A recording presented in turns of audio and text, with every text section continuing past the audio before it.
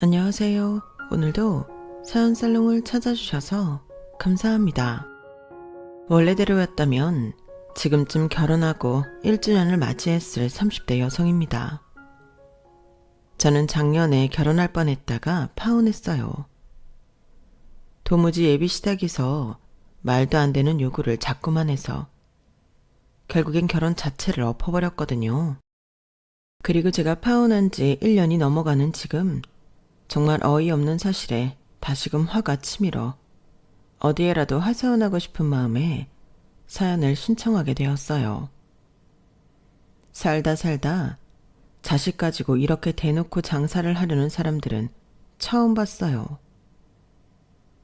결혼하면서 서로 손해보지 않으려고 조건을 잰다는 말은 종종 들었지만 이 사람들은 아예 그런 차원이 아니더라고요. 게다가 그때 당시 저에게 그런 속내도 감추고 이루 말할 수 없이 뻔뻔했었는데 그랬던 저들의 추태를 이번 기회에 만천하에 공개하고 싶은 마음입니다. 그럼 바로 제 파혼 이야기를 소개해 볼게요. 우선 제 소개를 간단하게 하자면 저는 현재 8년차 초등학교 교사고요.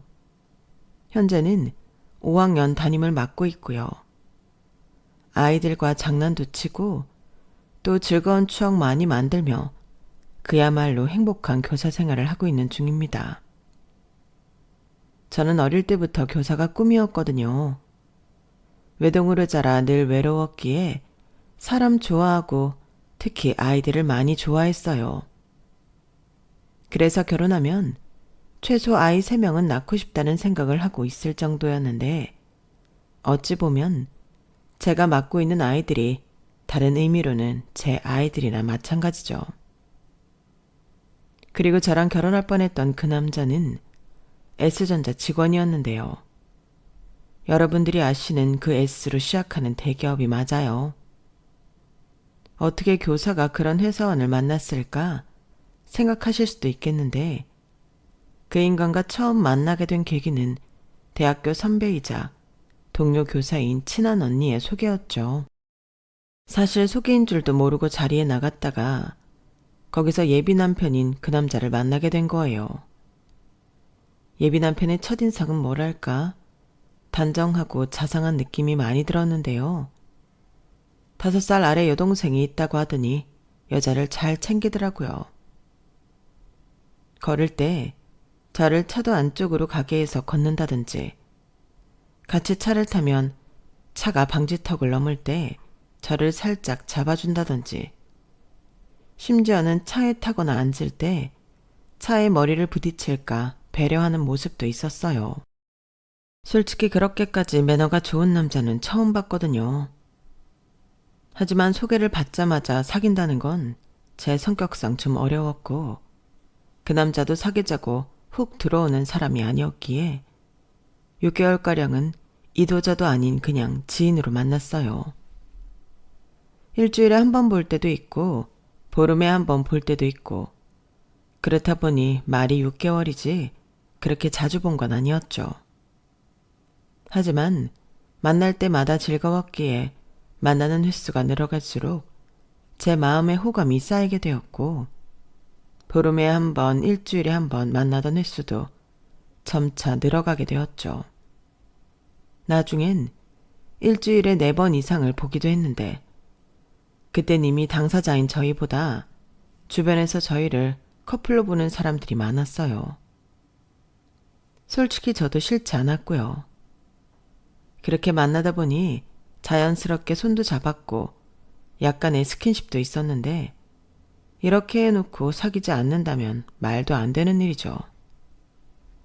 그렇게 누가 먼저 사귀자고 할 것도 없이 저희는 연인 사이가 되었어요. 예비 남편은 제가 민망할까봐 자긴 처음부터 저를 좋아했고 기다렸다며 자기가 먼저 좋아한 거라고 얘기해 주더라고요. 내가 먼저 사귀자고 하면 소연 씨가 도망갈까봐. 나는 그저 기다리고 있었지. 그리고 나는 이미 우리가 사귀는 사이라고 생각했는데 아니었어? 맞긴 한데 뭐랄까 서로 아무 말을 하지 않았으니까 이게 맞나 싶었어. 괜히 나 혼자 착각하고 김치국물 마시는 것 같아서. 아유, 별 걱정을 다 했네. 미안해. 내가 더 신경을 썼어야 했는데. 그런 생각을 하고 있을 줄은 몰랐다. 나는 소연 씨가 자연스럽게 흘러가는 걸 좋아할 줄 알았어. 좋아하기로는 당연히 내가 먼저지. 처음 소연 씨 만나고 집에 간 날 내가 얼마나 끙끙 앓았는지 알아? 왜? 너무 좋아서. 또 보고 싶어서. 근데 또 그러면 나 싫다고 할까봐 엄청 참았다. 그거 몰랐지. 그러니까 김치 국물 아니니까 실컷 마셔. 우리 말 나온 김에 커플링 맞출까? 예비 남편은 저렇게 말을 예쁘게 하는 사람이었어요. 그리고 괜히 제가 자존심 상해할까봐 더 설레발을 치며 마음을 표현해주는 남자였는데 솔직히 저런 남자를 마다할 여자는 없죠. 직업도 좋고 성격도 좋고 또 매너와 배려심까지 있는데 누가 싫어하겠어요. 그렇게 저희는 남들도 다 아는 커플이 되어 연애 3년을 했고 제가 교사라는 걸 알고 남편 집에서 먼저 결혼 이야기가 나왔는데요. 저랑 예비 남편은 나이 차이가 1살이 났어요. 제가 1살이 어렸거든요. 그러니까 뭐 나이만 봐서는 친구나 다름이 없었는데 일단 제가 예비 남편보다 일을 더 빨리 시작해 사회 경험은 많았죠. 그에 반면 군대 제대하고 또 늦은 나이에 회사에 입사한 예비 남편은 저보다 사회 경험도 적고 그때 기준으로 연봉도 저보다 낮았는데 솔직히 그건 언제 어떻게 뒤집힐지 모르는 거라 누가 더 능력이 있고 돈을 잘 벌고는 따지지 않았어요. 게다가 저희 부모님도 예비 사위가 대기업에 다니는 걸 아시고는 일단 직업은 마음에 드신다며 흡족해 하셨는데 이렇게 양가해서 저희 두 사람의 직업을 좋게 평가해 주어 상견례까지 서둘러 잡게 되었죠. 양가에서 하루라도 빨리 저희를 결혼시키고 싶어 했거든요. 그리고 그렇게 호다닥 만들어진 상견례 자리에서도 별 탈 없이 화기애애하게 서로 이야기를 나누고 결혼 날짜도 잡았는데요. 참고로 저희 예비 시부모님은 나름 경제적인 여유가 있으신 분들이셨어요. 아파트도 서울에 2채를 가지고 계셨고 투자에 밝으신 분들 같았는데 그에 반면 저희 부모님은 2분 다 공무원이셨어요. 솔직히 공무원 월급이 많다고는 할 수 없지만 나름 알뜰히 모으고 사셔서 저희 집도 그럭저럭 여유가 있었죠. 그래서인지 다른 사람들이 얘기한 양가 신경전 같은 것도 없었는데 그냥 더도 말고 덜도 말고 결혼 준비는 저희들에게 맡기자고 이야기가 되었어요. 저는 그 부분도 너무 좋았어요. 사실 동료 교사나 친구들 경우를 볼 때 결혼을 집안 행사라고 집안 어른들이 개입하면서 힘들어하는 모습을 많이 봤었거든요.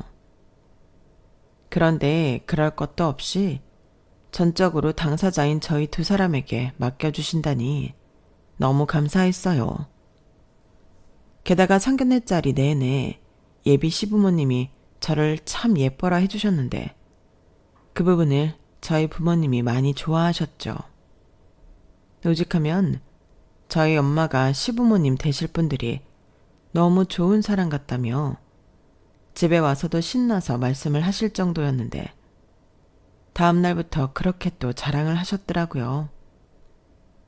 그리고 저 역시 그때까지는 예비 시부모님 2분을 좋은 분들이라고 생각했었는데 빚좀 개살구라고 하잖아요. 저희 예비 시부모님이 딱 그러셨어요. 물론 그때는 몰랐지만요. 그렇게 상견례를 치르고 본격적인 결혼 준비에 들어간 저희 2사람은 우선 서로 가지고 있는 돈부터 합치기로 했는데요. 맙소사.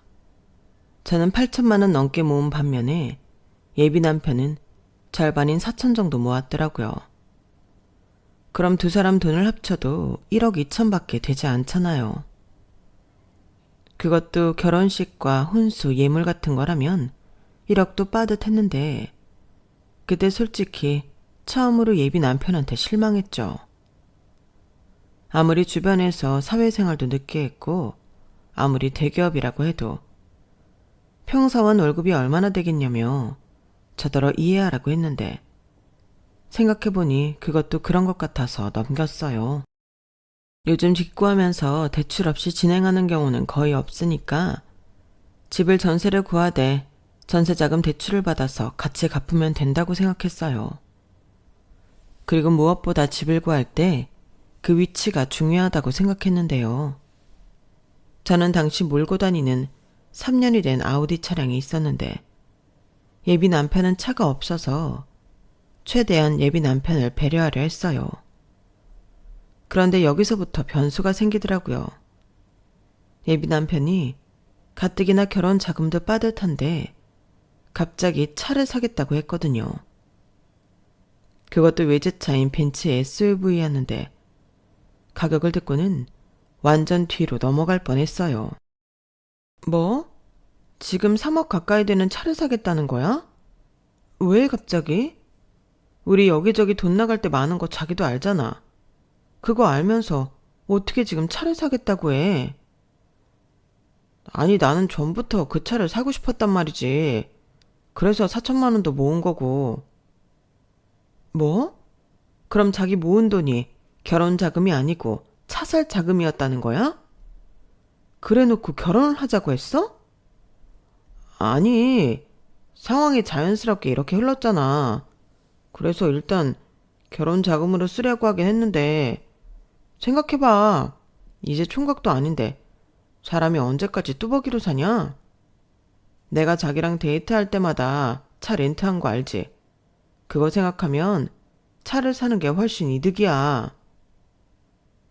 뚜벅이가 어디가 어때서. 그리고 나는 그때도 그럴 필요 없다고 생각했거든. 그래서 지금도 최대한 자기 편히 봐주려고 집도 회사 근처나 대중교통 한 번에 이용할 수 있는 곳으로 찾아보고 했는데 에이, 뭐하러 그래. 집은 자기 학교 근처로 알아봐야지. 남자 체면이 있지. 체면 같은 건 난 필요 없거든. 자기 원래 이런 사람이었어? 그러니까 끝까지 기어코 차를 사겠다는 거지. 나 전부터 타고 싶었던 차란 말이야. 지금 내가 가진 거 선입금 넣으면 나머지는 대출로 다달이 내면 돼. 내가 아는 딜러가 있는데 최저금리로 뽑아줄 수 있다고 했어. 우리 결혼하면 이 차 타고 여행도 다니고 아이 생기면 패밀리카로 쓸 수도 있고 너무 좋잖아. 예비 남편은 벌써 다 알아봤다면서 저한테 신이 나서 차 사진을 보여주고 설명하기 바빴어요. 그럼 그 차 사고 결혼은 없던 일로 하자고 했는데 그땐 입이 어린아이 마냥 대빨 나오더라고요. 제가 가르치는 아이들 중에서도 그런 고집스럽고 말도 안 듣는 애들이 있었는데 예비 남편도 딱 그 얼굴이었어요. 그리고는 어차피 전부 빚인데 그냥 빚지고 열심히 갚으면서 살면 되지 않냐고 예비 남편이 말 같지 않은 말을 계속 늘어놓는데 솔직히 그땐 이렇게 하는 결혼이 맞나 싶어 생각이 많아지기도 했었네요. 그런데 예비 남편이 고집을 버리지 못하고 있을 그 찰나 시댁에서 당신 아들이 차를 사고 싶어 한다는 걸 아셨는지 갑자기 저에게 가지고 있던 아파트 두 채 중에 하나를 저희 신혼집으로 주시겠다고 하셨어요. 저는 가뜩이나 돈이 부족해서 골치가 아팠는데 무려 아파트를 주시겠다고 하니 깜짝 놀랄 수밖에 없었죠. 솔직히 너무 뜻밖이긴 했지만 집 문제를 이렇게 해결할 수 있다면 감사한 일이었어요. 하지만 그런 감사한 마음도 잠시 그 아파트를 제 눈으로 확인했을 때는 또다시 골치가 아팠는데요. 아파트가 20년도 넘은 구식이고 단지라고 하기에도 너무나도 작더라고요. 왜 엘베 없는 옛날 5층짜리 아파트 있죠. 그런 거였어요. 게다가 집안도 보고 있으니 한숨이 절로 나왔는데 단 한 번도 내부 수리 및 리모델링을 하지 않아서 벽이며 벽지며 곰팡이가 가득하더라고요. 아니, 여기서 새를 들어 산 사람은 도대체 어떤 사람인지 모르겠는데 저라면 하루도 살 수 없을 그런 곳에 무려 4년이나 살았다고 했어요. 게다가 위치도 정말 최악이었는데 아무리 같은 서울권이라고 해도 제가 근무하는 학교에서 차로 1시간 가까이 걸렸어요. 그것도 길이 한 길밖에 없어서 아침이면 출근하는 차들로 막힌다는 소리를 많이 들었어요. 거기에 남편 회사도 30분 정도 더 멀어졌는데 대신 남편이 차를 사면 거리상으로는 저보다는 가깝겠더라고요. 그리고 동네도 참 심란했는데 주변에 아무것도 없었어요. 정말 편의시설이라고는 편의점밖에는 없었는데 보아하니 재개발이나 재건축해달라고 구청에 또 시청에 조르고 있는 동네였어요. 참, 이런 걸 집이라고 받아야 하나 그런 마음이 솔직히 들었는데 한푼이 아쉬운 이 마당에 저도 싫다고 할 순 없었어요. 누군가는 그런 생각도 할 수 있잖아요. 그냥 준다고 하는데 감지덕지지 뭘 따지고 그러냐고. 하지만 치안도 별로일 것 같고 시부모님도 투자 목적으로 사놓은 집이라 집 자체에는 관심도 없으셨는데 상태를 보고 저희에게 살라고 하신 건지 나중엔 궁금해지기도 했어요. 차라리 이 집을 팔아서 그 돈을 주시면 제가 모은 돈이랑 합쳐서 대출을 받더라도 조금 더 나은 아파트를 살 수도 있을 것 같은데 예비 남편은 자기 차 살 생각에 관심도 없더라고요. 집이 그래도 도배나 싹 하면 깔끔할 거야. 어차피 우리 돈 모을 동안만 쓰라고 주신 집인데 그냥 몇 년만 살자. 그래도 애라도 생기면 여기서 애도 키워야 하는데 여기는 도무지 마음이 놓이지 않아. 반대편에 공장단지도 있고 뜨내기 사람들이 많은 것 같아서 별로야. 그래? 그럼 자기가 우리 부모님한테 말씀드려봐. 자기 예뻐하니까 자기가 말하면 들어주실 수도 있지. 예비 남편은 거의 생각 없이 건성으로 그렇게 말했어요. 솔직히 그놈의 차를 못 사게 하고 제 차도 팔아서 제가 근무하는 학교랑 남편 회사 중간쯤에 전세라도 얻어 들어가는 게 맞는 것 같았는데 일단 조심스럽게 시부모님에게 말씀을 드렸어요. 그러자 뭐? 지금 그 집을 팔라는 거니? 어머니, 집 상태가 많이 심각해요. 그리고 동네도 너무 낙후됐고 지하철역도 멀고 여러모로 아닌 것 같아서요. 그래도 거기가 5년 안에는 재개발이 날 수도 있는 곳이야. 그래서 우리도 버티는 중인데 그 집을 홀랑 팔면 나중에 재개발 결정됐을 때 배 아파서 어떡하니? 그리고 니네 돈 없어서 걱정하고 있던 거 아니었어? 그건 맞는데요. 아무리 돈이 없어도 거긴 좀. 아주 살라는 것도 아니고 니들 돈 모을 때까지만 살아. 내가 뭐 그 집 주면서 돈을 달라고 했니? 먼저 세입자가 관리를 잘못했나 보다. 월세도 밀려서 보증금도 다 까먹었어. 니네가 싹 수리해서 살면 그만이야. 아주 딱이지. 글쎄요. 그럼 수리는 해주시는 거예요? 뭐? 얘도 참. 너는 그럼 정말로 날로 집을 받을 생각이었어? 수리는 네가 해야지. 아니면 니네 부모님이 하든가. 내가 알아보니까 이런 경우는 집값의 절반 정도로 리모델링이랑 혼수를 하면 된다고 하더라. 그래서 내가 아는 사무소에 얘기해서 5천만 원 정도로 리모델링 견적을 받았는데 확인 좀 해볼래? 5천이요? 아니 그 집 시세를 제가 알아보니까 잘 받아도 1억 2천천이던데. 아우 답답하다. 그래서 그 집이 메리트가 있다는 거야. 요즘 애들은 겉에만 번지르르하게 새 건물만 좋아한다고 하더니 우리 며느님도 요즘 애들이었네. 지금은 아무 소식도 없고 다른 사람들도 거들떠보지 않겠지만 재개발, 아니 재건축 호재만 하나 터져도 집값이 날로 뛸 거다. 투자의 기본은 무릎에 사서 어깨에서 판다. 지금은 무릎 휘어도 금방 허리 지나서 어깨까지 갈 거야. 머리에서는 팔려고 해도 이미 너무 올라서 사람들이 안 사려고 하거든. 기대 심리, 그런 게 있어야 해. 시어머니는 갑자기 저에게 투자에 대한 강의를 시작하셨어요. 아니, 지금 그 집이 너무 낡아서 못 살겠다고 말을 하고 있는데 왜 저런 말이 튀어나오는 건지 이해가 가지 않더라고요. 그리고 시어머니는 당신 아들한테서 제가 모은 돈 8천만 원이 있다는 말을 들었다며 그 돈으로 리모델링과 혼수를 하면 되지 않냐고 하셨는데, 시어머니 당신도 당신 아들이 비싼 차를 사려고 한다는 건 뭐라고 하지 않으셨어요. 솔직히 따지면 예비 남편이 사려고 했던 차가 그 다 무너진 아파트보다 더 비싸거든요. 그래서 이건 좀 생각을 해봐야 할 것 같다고 조심스럽게 한 걸음 물러났는데, 시어머니는 뭘 그렇게 깐깐하게 따지냐며 그냥 당신이 하자는 대로 하자고 밀어붙이셨어요. 하지만 그렇게 휩쓸려 갈 제가 아니었죠. 저는 일단 이것저것 좀 알아보고 다시 이야기하자고 시어머니에게 말씀을 드렸어요.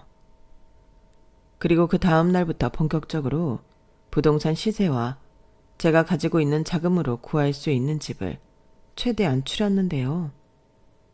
그러는 가운데 시아버님 명의로 되어 있는 그 집도 시세 체크를 여러 곳에서 받았어요. 그랬더니 평균적으로 제가 앞서 말한 1억 2, 3천이 나왔는데 마침 급매로 같은 동 같은 옆집이 1억에 나와 있더군요. 그래서 예비 남편에게 이 사실을 이야기하고 이런 가운데 내가 5천만 원 리모델링하고 혼수 들어가는 게 맞는 것 같냐고 채근하니 예비 남편은 난감한 얼굴을 했어요. 그래도 자기 부모님이 우리를 생각해서 좋은 마음으로 주시는 건데 그냥 하자는 대로 하면 안 되냐고 하더라고요. 자기야, 좋은 게 좋은 거잖아. 리모델링도 결국에는 우리가 살기 편하려고 하는 거고 혼수도 우리가 쓰는 건데 그렇게 따지면 아까운 것도 아니지 않아? 우리가 설마 2년을 살겠어? 못해도 5년은 살 거고 길어지게 되면 10년도 살 텐데. 아니다. 그 동네 재개발되면 그때는 높은 값에 팔아서 우리도 좀 도와달라고 하면 되지. 그니까 우리도 투자하는 거라고 생각하면 될 것 같은데. 뭐? 메리트가 하나도 없는데 투자를 하자고? 아무리 내가 주식도 안 하고 투자의 투자도 모르는 사람이지만 그 동네 재개발 안 돼. 이미 다른 부동산에서도 그렇다고 했어. 에이, 사람들이 좋은 건 원래 쉬쉬하는 법이야. 우리 자기 생각보다 귀가 얇네. 근데 다른 사람 말은 그렇게 잘 믿으면서 왜 우리 엄마 아빠 말은 못 믿어? 그런 게 아니잖아. 나는 솔직히 집이랑 동네만 괜찮아도 이렇게 따지지 않아. 자기 그 차 진짜 안 사면 안 돼? 나는 집이 이런 줄도 모르고 반대 안 했는데 우리 차라리 이 집 받지 말고 최대한 돈 마련해서 우리 능력으로 집 구하자. 안 돼. 나 벌써 돈 다 냈어. 차 나올 때까지 기다리고 있는 중이야. 뭐? 벌써? 아니, 나는 우리 결혼하기 전에 차가 나왔으면 해서 최대한 빨리 뽑아달라고 했지. 저는 예비 남편의 성급함에 입이 떡 벌어졌어요. 연애할 때는 저런 사람인 줄 몰랐는데 결혼하려니 사람이 달라 보이더라고요. 사실 그래서 이렇게 결혼을 계속 생각하는 게 맞는 건가 싶어 며칠 동안은 예비 남편을 멀리하기도 했는데요. 동료이자 결혼 선배인 선생님들이 제가 결혼을 앞두고 있어서 예민해진 거라고 하더군요. 원래 여자들 다 그래. 이렇게 결혼을 해도 될까? 내 인생 괜찮은 걸까? 별의별 생각이 다 들어. 근데 제3자가 보면 진짜 쉽거든. 자기 결혼 잘하는 거야. 남편 대기업 다니지, 시댁에서 아파트 주지. 말도 마세요. 그 아파트가 아니에요.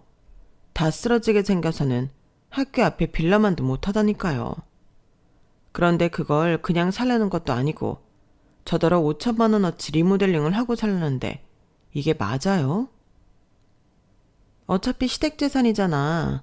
5천이 집값보다는 쌀 테고 고쳐서 남 주는 것도 아니잖아. 그야 그렇지만 내키지 않아서 그래요. 이 와중에 결혼할 남자는 차를 사겠다고 하고. 남자들이란 원래가 그래.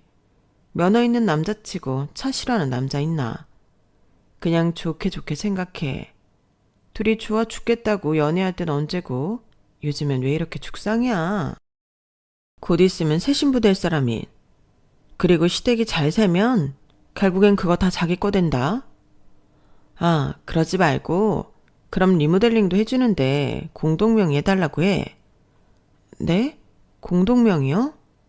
이미 그 집이 시아버님 앞으로 되어 있는데. 그래도 말이라도 해봐. 원래 리모델링하면 집 가치가 올라가는 거잖아.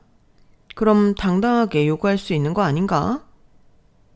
저는 솔직히 그 집 자체가 별로 마음에 들지 않았지만 공동명의라면 좀 생각해 볼 수 있지 않을까 싶었어요. 집값의 절반을 수리 비용을 쓰는데 그 정도는 주장해도 되지 않을까 싶었죠.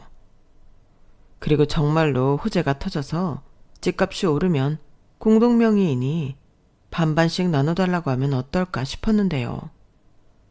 공동명의 이야기가 나오자마자 시부모님 모두 펄쩍 뛰셨어요. 공동명의? 아무리 생각해도 그 정도는 해주셔야 되지 않을까 싶어서요. 나 참, 아가, 그래도 이건 아니다. 꼴랑 5천 리모델링 하면서 5억짜리 집을 공동명의 해달라고? 아니 이게 무슨 어거지야? 네? 5억이요? 그 집 제가 시세 알아봤는데 1억 2, 3천이에요. 옆집도 1억에 금매로 팔고 나갔다고 하던데요. 그럼 1억 집이나 마찬가지죠. 무슨 말 같지도 않은 소리야. 우리가 그 집 살 때도 2억이 넘었다.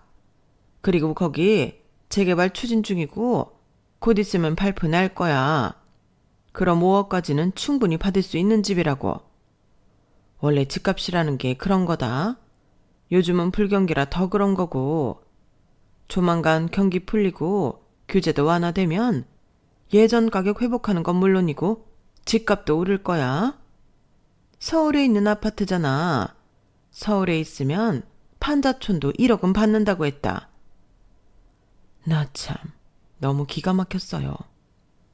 그럼 그 논리라면 시부모님이 저희한테 주시려고 했던 그 아파트가 판자촌이라는 소리잖아요. 그리고 무슨 헛바람이 제대로 들었는지 그 낡아빠진 아파트가 5억이 될 거라는 꿈을 꾸고 계셨는데, 그러니 제가 5천만 원 리모델링하고 혼수를 빵빵하게 해와도 공동명의는 언감생심이라는 소리였어요. 그리고 그때부터는 저와 시부모님의 신경전이 벌어졌는데, 예비 남편은 중간에서 말리는가 싶다가도 머릿속은 온통 차밖에 없는 것 같았어요. 물론 제가 뭐라고 하면 아니라며 자기도 우리 결혼 준비에 촉각을 세우고 있다고 잘만 떠들어댔죠. 그렇게 결혼식 날짜는 성큼성큼 다가오는데 집 문제를 매듭지지 못하고 있으니 저도 시부모님도 마음이 좋지 않았어요. 그러자 언제 저를 예뻐했다는 듯 나중엔 순진하게 생겨서는 너 보기보다 이기적이구나. 교사라고 해서 좋다고 했더니 머릿속으로는 순 계산기만 두드리고 있고 정말 실망이다. 나는 뭐라도 도와주고 싶어서 그런 건데 하기 싫으면 말아. 라며 시어머니가 저에게 짜증을 내셨는데요. 저는 그 소리에 눈이 휘둥그레졌어요. 아직 정식으로 그 집 며느리가 된 것도 아닌데 저런 말을 듣게 되다니 저도 모르게 당황하게 되더라고요. 그리고 저도 입 밖으로는 내뱉지 못했지만 누가 누구한테 할 소리를 하는 건지, 다 쓰러지는 아파트 빌려주면서 생색은 있는 대로 낸다고 목구멍까지 그 소리가 올라왔지만 차마 똑같은 사람이 되고 싶지 않아서 그 말을 하진 않았어요. 아니, 집을 준다는 것도 아니고 빌려준다고 하면서 이런 말도 안 되는 요구를 강요받는 게 말이 되는 소리입니까? 사실 그래서 공동명이라도 해주면 마음을 바꿔 먹어볼까 했던 거예요. 그랬더니 누군가는 저더러 이기적이고 속물이라고 돌려 이야기를 했던 모양이었는데, 원래 교사들 사회가 그렇거든요. 좋은 소문보다 나쁜 소문이 빨리 돌아요. 그래서 이래저래 마음이 더 좋지 않았죠. 지금 생각하면 뻔히 보이는 답이었는데 그때는 그 답이 아닌 다른 답도 있지 않을까 헛물을 켰던 것 같아요. 예비 남편에 대한 제 미련한 마음 때문이었죠. 차에 미쳐있긴 했어도 사람 자체가 좋았으니까요. 그런데 시간이 지나면 지날수록 시부모님은 저를 집 한 채를 날로 먹으려 덤비는 속물로 봤고, 이런 취급을 받으면서 결혼을 해봤자 고생길이 훤할 것 같아서 저는 결혼을 포기하기로 마음먹었어요. 예비 남편만 생각하면 아쉬운 마음이 많았지만 결혼은 현실이잖아요. 좋아하는 마음도 언젠가는 식을 텐데, 그럼 나중엔 예비 남편마저 미워하고 원망하게 될 것이 분명해 보여서 우리 인연은 여기까지였구나 생각하려고 했어요. 물론 쉬운 일은 아니었죠. 실제로 제가 예비 남편에게 파혼하자고 이야기를 꺼냈을 때는 자기가 차를 산다고 해서 그런 거냐며, 그럼 차를 사지 않겠다고 울면서 저를 붙들었는데, 그렇게 쉽게 단념할 수 있는 거였으면 진작에 그러지. 왜 사람을 이 지경까지 내몰았는지 모르겠더라고요. 무엇보다 결혼 준비하면서 제가 정신적으로 너무 힘들어 일은 물론이고 일상생활도 모두 흔들리고 있었는데 이건 제가 용납이 되지 않았어요.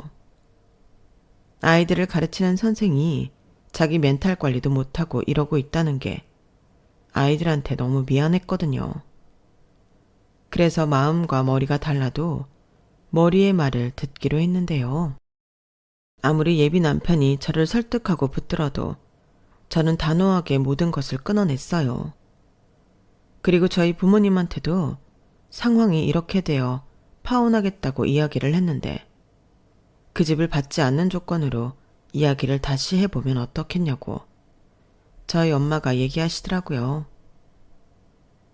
지금 서로 감정이 나빠져서 그런데 그 집 안 받고 네가 처음에 하고자 하는 대로 하면 되지 않을까?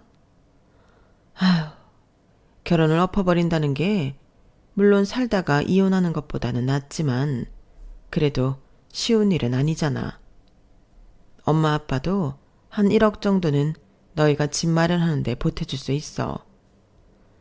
네가 하도 됐다고 하고 사돈 내서 집을 빌려준다고 해서 아무 말 안 했는데 그렇게 집 문제로 골치가 아팠으면 진작에 말을 하지. 아니야, 뭘 엄마 아빠한테까지 그렇게 신세를 져. 그렇게 따지면 그 사람이 돈 4천에 가져오는 건데 그것도 결혼자금으로 안 쓰고 차 산다고 하잖아. 그럼 결혼해서 그 차 할부금도 같이 내야 하잖아. 근데 엄마 아빠한테 1억을 받으라고? 난 절대 싫어. 그래서 이렇게 저렇게 생각해도 파혼이 답인 것 같아. 물론 쉽지 않아서 어렵게 결정했지만 엄마 말대로 내가 원하는 조건으로 결혼을 해도 이젠 내 마음도 시부모님 마음도 예전 같지도 않아. 이미 오해할 대로 오해를 하고 있는데 나더러 시집가서 그 눈치를 다 보고 살라고? 엄마는 내가 그랬으면 좋겠어? 뭐 그야 당연히 아니지. 근데 사람들은 또 돈 앞에서는 또 마음과 다르게 행동하기도 하니까 나는 솔직히 이 상황이 갑작스럽고 믿기지도 않는다. 그걸 꼭 보여줘야 믿을 수 있는 거야? 내가 힘들다고. 사실 나 지금도 힘들어. 미안해. 너 그렇게 힘든데 엄마가 도움이 안 돼서. 엄마는 그냥 조건 따져서 하려고 했던 결혼이 아니고 니들 좋아서 하는 결혼이었으니까 안타까워서 그랬어. 엄마 말 신경 쓰지 말고 네가 하고 싶은 대로 해. 엄마는 우리 딸 편이야. 엄마는 진심으로 이 상황을 안타까워하셨어요. 하지만 이내 밤새 생각을 해봤는데 자기가 실수한 것 같다며 파혼하라고 하셨고 저는 고맙다고 했어요. 사실 저희 엄마가 그렇게 나올 줄은 정말 몰랐거든요. 하지만 저희 엄마가 다른 뜻에서 그런 말씀을 하신 게 아니라는 걸 알기에 죄송하기도 했는데요. 어찌되었든 딸이 파혼했다는 사실을 주변에 알리셔야 할 테니 그 고충도 미안하기만 했어요. 그리고 저희 아빠는 네 생각이 그러면 그렇게 하라고 그 짧은 한마디 뿐이셨는데 감사하기도 하고 똑같이 죄송한 마음이었죠. 그렇게 예비 남편에게 우리 집에는 이미 얘기가 되었다고 전달했어요. 그러니 그쪽 부모님한테도 전달하라고 문자를 보냈는데 역시나 예상했던 대로 바로 전화가 오더라고요. 그래서 저는 핸드폰 전원을 꺼버렸어요. 수업 시간에 방해가 되기도 하고 이제는 어떤 말에도 흔들리고 싶지 않아 마음을 다잡았는데 일주일 정도가 지나니 술에 잔뜩 취한 예비 남편이, 아니 그 남자가 저를 찾아왔더라고요. 역시나 저를 붙잡으려고 온 거였어요. 자기야, 꼭 이렇게까지 해야 해? 우리 서로 사랑하잖아. 내가 차도 안 산다니까? 이건 차 문제가 아니야. 물론 처음부터 그 차 얘기를 하지 않았다면 또 모르지. 근데 나는 이렇게 될 일이었으니까 이렇게 됐다고 생각해. 그 집, 나 정말 가기 싫었어. 내가 결혼해서 처음 사는 집이 그런 집인 게 싫더라고. 그래, 그 집 받지 말자. 그러면 되잖아. 아니, 이제 집 문제를 떠났고 나랑 자기 부모님의 감정 문제야. 우리 서로 가족도 되기 전에 밑바닥을 봐버렸어. 아니야. 우리 엄마 아빠 그렇게 속 좁은 사람들이 아니라니까. 내가 가운데서 잘 얘기할게. 아들 말이라면 또 잘 들어주니까. 아니, 나는 이미 결정했어. 그러니까 우리 집에다도 얘기했지. 이러지 말고 우리 좋게 끝내자. 미안하지만 다시는 찾아오지 마. 파혼했는데 결혼하려고 했던 남자가 이렇게 찾아오면 동네에 소문만 나. 다음엔 이렇게 찾아오면 경찰 부를 거야. 자기야, 미안해. 나 이만 들어갈게. 저는 마지막은 매정하면 매정할수록 좋다고 생각했어요. 그리고 그게 효과가 있긴 했는지 그날 이후 잠잠했는데 제 시어머니가 될 뻔했던 그 아주머니가 저희 학교까지 찾아오셨더라고요. 그리고는 왜 파혼을 하려고 하는 건지 자기한테 설명을 해보라고 했는데요. 그 태도가 어찌나 당당하고 고고하신지 제가 몰라서 물어보시냐 생각한 그대로다 라고 이야기했네요. 그러자 어린 게 교사인 거 하나 보고 좋게 봐주려고 했더니 어른을 아주 우습게 하네. 너 교사 생명 끝내고 싶니? 내가 동네방네 소문 한번 제대로 나게 해줘? 라며 큰 소리를 내셨는데 장소가 장소이니만큼 제가 많이 곤란했어요. 아마도 그걸 노리고 학교까지 찾아오신 거겠죠. 그리고는 저에게 그냥 자기가 처음에 제시한 대로 결혼을 진행하라고 하셨는데요. 이게 강요한다고 되는 일이 아니잖아요. 제가 아줌마 아들이랑도 헤어진 마당에 이런 이야기를 왜 하는 건지 모르겠다고 했어요. 너는 그렇게 그 집이 탐이 나니? 네? 제가요? 아니요. 오히려 그 말도 안 되는 집을 제 돈 들여서 리모델링 하는 게 싫어요. 공동명의 해주실 것도 아니고 제가 왜 그래야 하는데요? 이 봐봐. 공동명의에서 그 집값 오르면 어떡하든 숟가락 얹어볼 생각인 거지. 아니라고요. 저한테 리모델링 이야기 안 하셨어도 그 집 들어가기 싫었어요. 그리고 파혼한 마당에 그 집 얘기를 계속해야 하나요? 이러시는 거 불쾌합니다. 그 아주머니는 제가 교사인 점을 악용해 학교에 제가 속물이고 조건을 재다가 자기 마음에 안 들어 파혼했다고 소문을 내겠다고 협박했어요. 그러자 옆에서 저희 이야기를 다 들으셨는지 교감 선생님이 나서셨는데 누가 그런 말도 안 되는 헛소문을 퍼뜨리냐며 저에게 협박죄로 신고하라고 하셨어요. 이 보세요. 당사자가 싫다고 하고 파혼하겠다고 하는데 이렇게 협박하시는 저희가 뭡니까? 소문을 내시겠다고요? 학교가 우습습니까? 저 얘기 다 들었어요. 어디 해보시죠. 제가 저희 학교 교사 하나 못 지킬 것 같습니까? 어디 마음대로 해보세요. 소문이 나면 허위사실 유포죄로 제가 또 신고해 드릴 테니까. 뭐예요? 제3자는 빠져요. 아니, 여기는 제가 관리하는 학교입니다. 이런 곳에서 이런 추태를 부리시는 게 아주머니세요. 당장 나가요. 그리고 우리 김 선생 2번 다시 찾아오지 마시고요. 교감 선생님은 단단히 화가 나신 얼굴로 예비 시어머니가 될 뻔했던 아주머니를 향해 소리를 높이셨어요. 그리고 예상하지 못한 상황에 당황한 아주머니는 겉으로는 센 척을 하긴 했어도 서둘러 학교를 나갔는데 참 가지가지 한다는 생각이 들었네요. 그 아줌마 말고 제가요. 파혼을 해도 이렇게 요란하게 할 줄은 몰랐거든요. 그리고 저는 제가 담임을 맡고 있는 학년이 끝나고 잠시 쉴 생각을 했어요. 소문이 잠잠해질 시간이 필요할 것 같았거든요. 그렇게 생각하니 좀 억울하고 화가 났는데 이참에 하고 싶은 것도 하고 쉬는 것도 나쁘지 않겠다는 생각이 들더라고요. 때마침 그때가 12월이라 조금 있으면 겨울방학이었고 저는 그해 학년이 끝나면서 1년에 휴직계를 냈는데요. 여행도 많이 다니고 배워보고 싶었던 악기도 배우고 나름 저를 위해 알차게 시간을 썼어요. 가끔 원치 않음에도 불구하고 그 남자를 소개해준 언니가 그 남자의 소식을 알려주기도 했는데 그 남자도 힘들었는지 회사에 휴직계를 냈다고 하더군요. 안식년이라고 했나? 저는 그때 그 사람이 종교가 있었나? 처음 알았어요. 그리고 제가 허심탄회하게 파혼하게 된 배경을 이야기했는데 언니가 먼저 그렇게 되어 유감이고 괜한 사람을 소개해 이런 일을 겪게 했다며 미안하다고 사과를 했죠. 사실 사과받은 일은 아니라고 생각했어요. 사람 인연이 누가 억지로 맺어준 것이 아니기에 그냥 이건 누구 탓도 아니라고 오히려 제가 너스레를 떨었죠. 그렇게 시간의 힘에 기대어 저는 다시 학교로 복직을 했어요.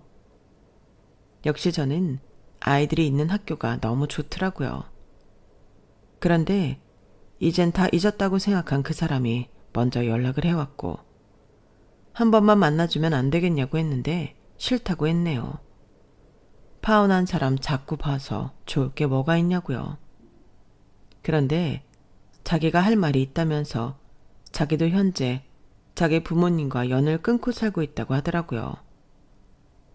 저는 그때 설마 그게 나 때문인 거냐 정색을 하며 물었죠. 이미 파혼해서 다 끝난 마당에 이런 이야기까지 듣고 싶지 않았거든요. 아니야 자기. 아니 소연 씨 때문이 아니고 우리 부모님 때문이야. 이제 와서 이런 얘기를 하는 것도 좀 이상한 거 아는데 그래도 해야 할 것 같았어. 그러니까 한 번만 다 만나주라. 그 남자의 말이 왜 그렇게 또 슬프게 들리던지. 저는 그럼 간단하게 1시간 안으로 끝내자고 했어요. 그리고 약속 장소로 나갔는데 몰라보게 살이 쭉 빠진 그 남자가 앉아있더라고요. 저를 보며 반갑다고 웃고 있는데 왜 웃고 있는 얼굴이 슬퍼 보이는 건지. 무슨 일인데 바로 본론부터 얘기해. 그게 그래도 뭐라도 마셔. 오래 붙들고 있진 않을게. 아니야. 지금은 아무것도 마시고 싶지 않아서 그래. 그래. 일단 우리 부모님 때문에 자기 스트레스 받고 상처받은 거 내가 대신 사과할게. 나도 몰랐는데 우리 부모님 빚이 8천이 있었더라고. 그 집에서도 대출금이 8천이 넘게 있었어. 그럼 진작에 팔아서 그 빚을 정리하는 게 맞는 건데 미련하게 그 집값이 오를 거라고 믿고 계셨더라고. 그리고 이자까지 해서 손해본 게 있다 보니 그 집을 팔 수도 없었고, 마침 월세 살던 사람이 보증금을 다 까먹어서 내보내면서 그 집을 우리한테 해결하라고 했던 거야. 해결을 해? 어떻게? 팔 생각이셨더라고. 리모델링 싹 하면 당신들이 샀던 2억에는 팔 수 있을 거라고 생각해서. 그런데 자기가 공동명의 요구할 줄은 몰랐던 거지. 명의까지 같이 하면 대출이 있다는 게 들통이 나니까. 아니, 그럼 처음부터 속일 생각이었다는 거야? 그랬더라고. 그런데 미련하게 나도 그렇지만 자기가 파혼하겠다고 할 줄도 몰랐던 거지. 그 덕에 빚은 눈덩이처럼 불어났고 1억 금매로 팔아도 다 해결도 못했어. 그 집을 판 거야? 팔았지. 내가 팔았어. 나더러 책임지라고 했거든. 내가 자기를 붙잡지 못해서 자기들 뜻대로 그 집을 처리하지 못했다면서 그 집을 나한테 떠넘기더라. 그것도 그 빚이랑 같이. 그러니까 억울하면 자기 다시 잡아서, 아니, 자기 같은 여자 잡아서 같이 해결하고 살라고 하는데 그게 말이 되는 소리야? 어떻게 부모가 자식한테 이럴 수가 있어. 그래서 그 집을 정말로 떠안았다고? 현주 씨 바보니? 바보는 아니지만 그 수밖에 없었지. 그 집 받을 테니까 영 끊자고 했어. 그래서 지금 열심히 빚 갚는 중이고. 부모님도 그거 말고도 투자자한테 잘못돼서 있는 거 다 팔고 큰아버지 집에 얹혀 산다. 만약 연 안 끊었으면 내가 또 책임져야 하잖아. 동생 있잖아. 걔는 벌써 냄새 맡고 튀었지. 우리 결국 이렇게 뿔뿔이 흩어졌어. 완전 콩가루 집안이지. 저는 참 이런 얘기를 왜 저한테 하는 건지 마음만 무거웠어요. 그리고 자기는 그 최선이라고 했지만 이 남자도 참 답도 없이 딱하구나 그런 생각이 들었는데 어디까지나 그런 마음일 뿐이지 좋았던 감정이 다시 생기는 건 아니었어요. 이미 남자니 결혼이니 저도 질릴 대로 질려버렸거든요. 그런데 그 남자의 눈은 아직도 미련이 철철 넘치고 있었는데 그걸 알면서도 저는 모른 척했어요. 아무리 철륜을 끊었어도 부모 자식 사이이고 그런 말도 안 되는 생각과 계획을 가지고 있던 사람들이라는 게 진심 소름이 끼쳤는데 남도 아니고 어떻게 자식한테 그럴 수 있을까 제가 막 화가 나더라고요. 그리고 한편으로는 저 집에 정말로 시집을 갔으면 어떻게 되었을까 하는 생각이 들었는데 이거야말로 조상님이 저를 지옥 문턱에서 구해주신 게 아닌가 하는 생각이 들었어요. 순전히 사기 결혼이잖아요.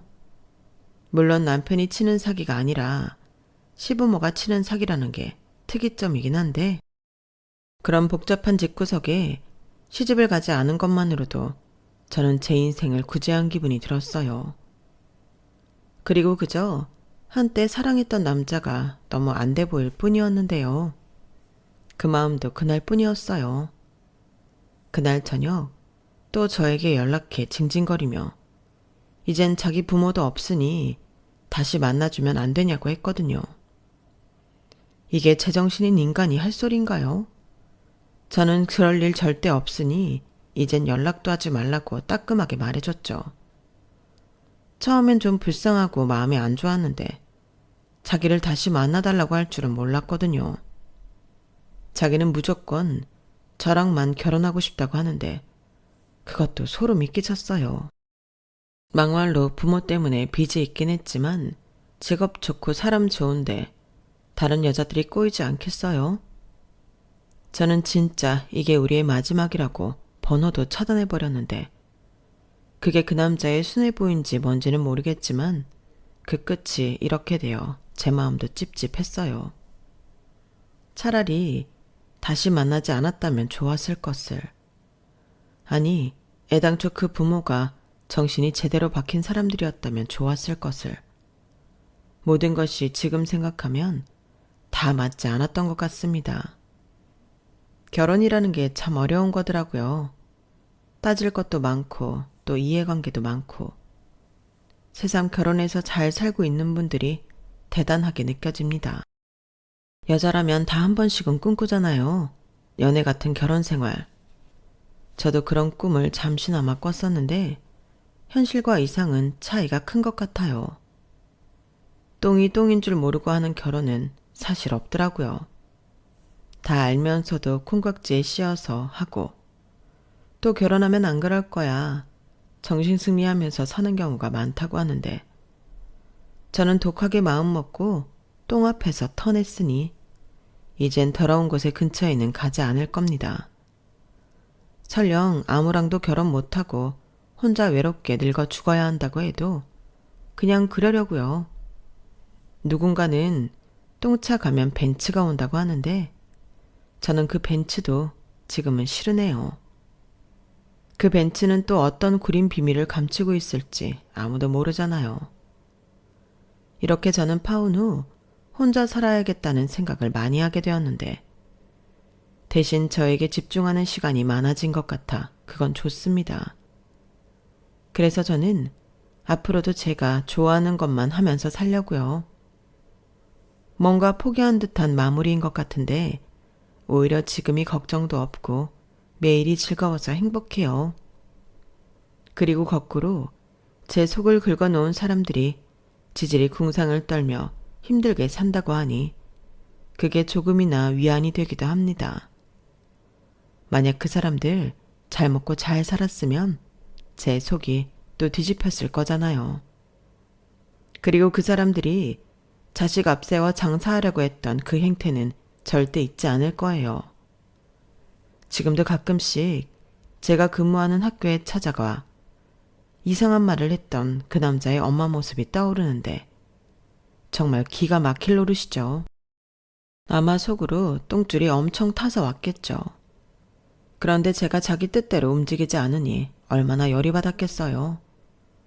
저는 그런 줄도 모르고 왜 저러나 답답해만 했는데 이제야 모든 퍼즐이 맞춰지는 것 같습니다.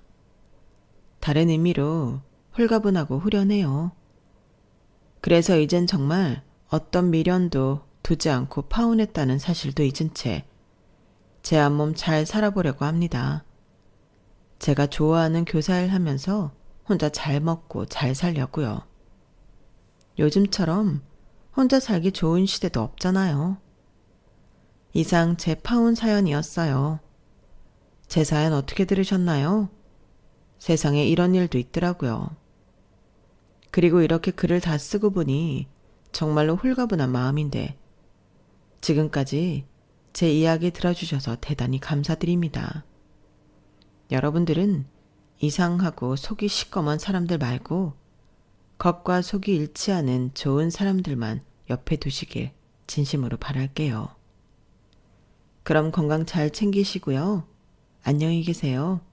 고맙습니다. 여러분, 사연 댓글에 응원과 현명한 조언 부탁드려요. 좋아요와 구독은 저에게 큰 힘이 됩니다. 오늘도 좋은 일 가득하세요.